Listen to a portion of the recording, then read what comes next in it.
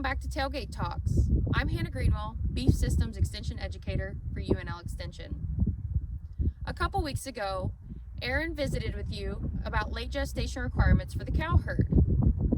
This week, I want to focus more specifically on our first and second calvers in late gestation and how their nutrient requirements differ and how management approaches can be changed to be able to better serve those younger cows. It's suggested that 3 weeks prior to calving that you separate off those younger cows from the older mature cows and manage them separately. But where does that 3-week number come from? Well, research from the University of Nebraska Lincoln suggests that 3 weeks prior to calving, those younger cows have the opportunity for their intakes to drop by 17%. Now, when you look at that smaller heifer compared to that older mature cow, she has a higher diet concentration of both crude protein and energy.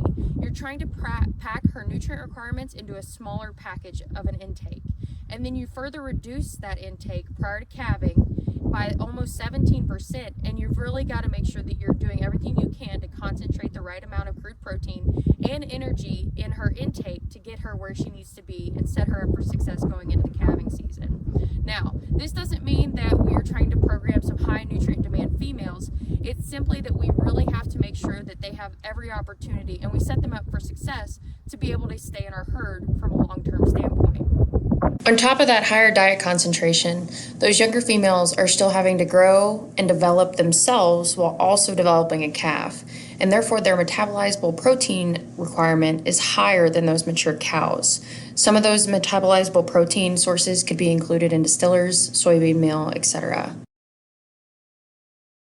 Be sure, as we're starting to approach the calving season pretty rapidly, that you're taking care of those younger females.